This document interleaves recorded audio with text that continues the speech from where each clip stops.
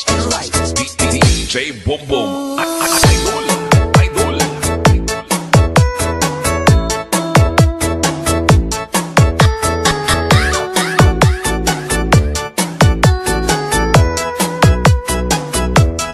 Mga kamartilyo, mga langga, andito naman tayo sa channel ko. Samahan niyo ako para ipakita ko sa inyo kung paano mag-set up ng bead na lalagyan natin ng foam. Babalutin natin ang leader. Kung paano pagandahin, babalutin natin ang leader, lagyan natin ng foam. Kaya ganito. Samahan niyo ako mga kamartilyo. Tapusin niyo itong video ito para ipakita ko sa inyo kung paano i-set up yung steel bead. Let's go mga kamartilyo. Mga kamartilyo, andito na tayo sa project natin. Magsisimula na tayo. Una natin gawin, bubutasan muna natin itong plywood para sa shoota ng ulo ng customer. Kaya andito mga kamartilyo, butas na siya. Kailangan may butas pala to kasi ang ispa bead pala. Kailangan may butas yung bead kasi pag nakatihaya, yan, ito yung yari ng mga kamartilyo. Tapos to yung bago ngayon gagawin natin, kaya kita pa yung plywood. Kailangan pala may butas to mga kamartilyo kasi dadapa yung customer dyan, o nakatihaya man siya, nakashoot yung ulo niya dyan.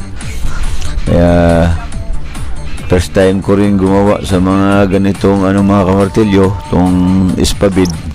Ngayon ko lang na try gumawa ng ganito kasi ngayon lang naman mayroong nagpagawa ng ganito, kaya ngayon ko lang na try na gumawa ngayon. Pero ganito pala yung itsura ng ispabid. Ito na yung foam na ikakabit natin mga kamartilyo. Bali use na foam na to, pero okay pa naman kasi may leader siya dati. 1 minute 37 seconds later. Ngayon andito na ano na natin, nabalutan na natin ang leader yung foam. Iayos lang natin kasi isusuklob na natin dito sa ating bead. Kaya yung sit up pala mga kamartilyo sa mga ganitong kasi first time ko rin gumawa, pero kailangan sa ganito mga kamartilyo madiskarte ka para makuha mo yung mga diskarte kung paano ang finish ng ganitong mga ispabit. Ito mga kamartilyo, sinuklob ko na yung sinuklob ko na yung leader dito na. Ito yung butas na niya sa may uluhan. Kaya isi-sit up muna natin para maigantaker natin ng maayos. Kasi ititihaya ko to ngayon mga kamartilyo pag nai-sit up ko na tong leader, kasi mahirapan tayo magantaker pag nakataob tong bead. Kaya inaayos ko muna yung pwesto ng leader para maigantaker natin ng maayos. Pero ito mga kamartilyo, itong bead na kasi bakal to, yung ilalim nito nilagyan ko ng plywood. Hindi ko na napipakita sa video. Nilagyan ko ng plywood para doon tayo mag-gantaker ng to. Doon natin igagantaker tong leader. Itong nakalaylay na leader mga kamartilyo, yun yung tutupiin natin sa ilalim yan para maiayos natin ng gantaker. Yan mga kamartilyo, inaano ko na to para temporaryhan natin ng para pag tinihaya hindi siya nakukulubot, kasi mas mabilis i-gantaker pag nakatihaya siya.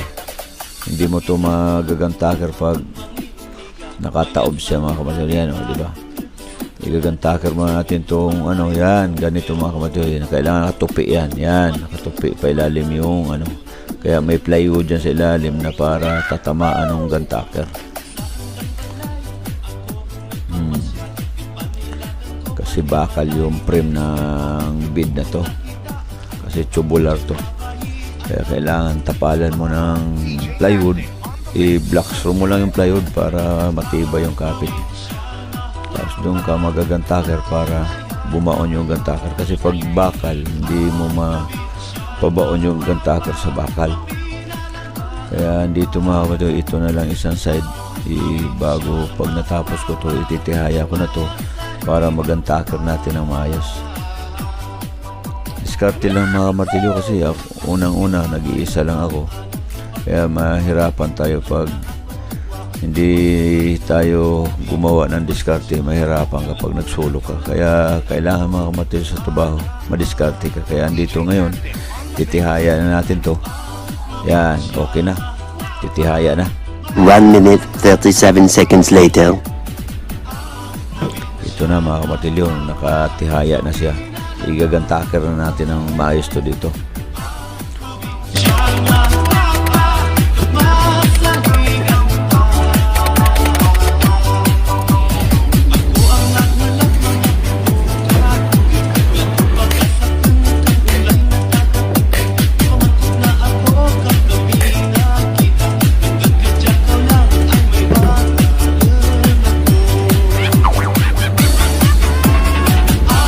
Okay na mga kamatilyo, tapos na yung kaya ganito lang yung setup sa mga ispabid. Kasi first time ko rin gumawa ng ganito, pero pag nakakita tayo ng mga picture o kaya natin diskartehan yan. Itataob na natin mga kamatilyo para ma-testing natin na hihigaan natin to para matry naman natin higaan yung ating ginawang bid. Yan. Okay na. Tapos na rin sa wakas mga kapatid. 5 piraso kasi to pinagawa sa akin, pero yari na ito lang nag-iisa na binidyohan ko kasi para naman maipakita ko doon sa mga viewers na kung sino man gustong gumawa ng mga ganito, makikita nila kung paano yung setup. Pero hindi ko nga nabidyohan yung pag-starting ng pero may video na ako nung winilding ko pa to yung bid. Mayroon na akong video nito mga kapatid, pero itong paggawa ng pagkabit ng leader, kaya binidyohan ko ulit. Pero yung pagpabrikit nitong mga body ng bid, ng tubular, may video na ito mga kamatilyo. Balikan nyo yung channel ko, mayroon na to. Mahabang video nga nito yung una kong ginawa. Kaya ito ang sumunod na video, ito na yung ngayon. Yung andito mga kamatilyo, ganyan ang pwesto niyan. Kailangan nakashoot yung ulo dun sa butas pag nagpa-massage pala yung customer. Yan, ganyan ang pwesto niyan. Kaya kailangan kasi sa bid ng spa, komportable yung mga customer kasi para balik-balikan ka ng mga customer mo. Kaya nandito na mga kamartilyo, ito na yung finish ng ating spa bid.